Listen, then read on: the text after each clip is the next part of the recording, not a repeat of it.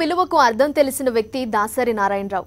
ఎంతో ఎత్తుకు ఎదిగిన తాను వచ్చిన పరిస్థితిని ఏనాడు మర్చిపోని వ్యక్తి ఆయన. అలాంటి దాసరి ఇప్పుడు మన మధ్య లేరు. రాజకీయాల్లో రాణించిన తనకు పేరు తెచ్చిన సినీ రంగాన్ని ఏనాడు ఆయన విస్మరించలేదు. దాసరి నారాయణరావుపై కేసీఆర్ పొలిటికల్ కామెంట్ ఇప్పుడు చూద్దాం. గొప్పదనం దానంతటా అదే రాదు. అందుకోసం ఎంతో శ్రమించాలి. అందులోనూ పేదరికం నుంచి పైకి ఎదిగి వచ్చిన వారికి ఆ కష్టం తెలుస్తుంది, శ్రమ విలువ తెలుస్తుంది.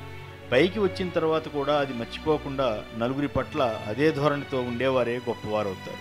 అలాంటి వారిలో తెలుగు సినీ రంగ శిఖరం దాసరి నారాయణరావు మొదటి స్థానంలో ఉన్నాడు.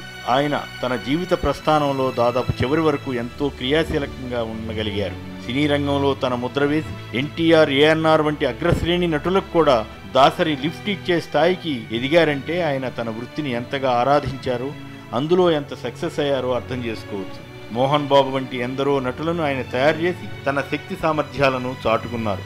సామాజిక అంశాలతో ప్రజలను ఉర్రూతలూగించిన ఘనత ఆయనది. దాసరి చిత్రాల్లో ఎన్నో గొప్పవి ఉండవచ్చు. ఒసే రాములమ్మ వంటి విప్లవ సినిమా, మామగారు వంటి సామాజిక చిత్రాలను నిర్మించి ఆయన చరితార్థుడయ్యాడని ఆయన అభిమానులు అంటున్నారంటే దాసరి గొప్పదనం ఏమిటో తెలుస్తుంది. సైకిళ్లకు పంచర్లు వేసుకుంటూ చిన్ననాటి జీవితాన్ని ఆరంభించిన దాసరి తన పేదరికం గురించి ఎన్నడూ మర్చిపోలేదు. అందుకే చిన్న సినిమాలు, కొత్త కళాకారులు, సినీ రంగంలో చిరుద్యోగులుగా ఉండే వేలాది మందికి ఆయన ఆరాధ్యుడయ్యారు. ఎన్నో అవార్డులు, రివార్డులు అందుకున్న ఆయనకు దాదాసాహెబ్ ఫాల్కే అవార్డు వచ్చి ఉంటే ఇంకా బాగుండేది. కొన్ని ఇగో సమస్యల కారణంగా తెలుగు ప్రముఖుడే అడ్డుపడ్డారన్న సమాచారం విని బాధపడవలసి వచ్చింది. రాజకీయంగా కూడా ఎవరినైనా ఎదిరించడానికి దాసరి వెనుకాడలేదు.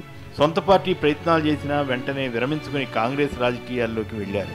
ఆయన ఎన్టీఆర్కి వ్యతిరేకంగా పెద్ద ఎత్తున ప్రచారం చేసిన 1994లో ఎన్టీఆర్ తిరిగి అధికారంలోకి వచ్చినప్పుడు సినిమా రంగం వరకు అంతా కలిసిపోవడం ఒక ప్రత్యేకతగానే కనిపిస్తుంది.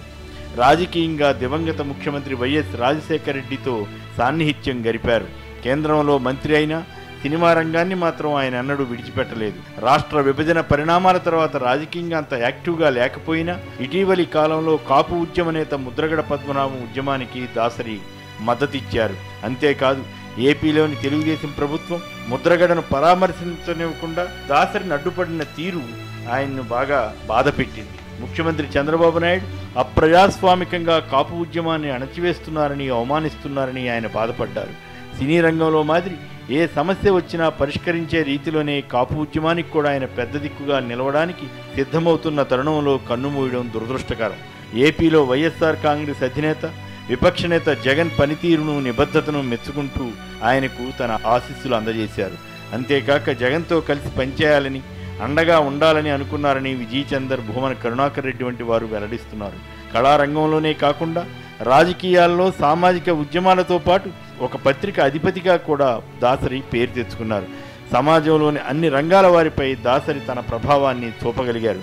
అందుకే దాసరి ధన్యజీవి. తెలుగు శిఖరానికి ఇదే నివాళి.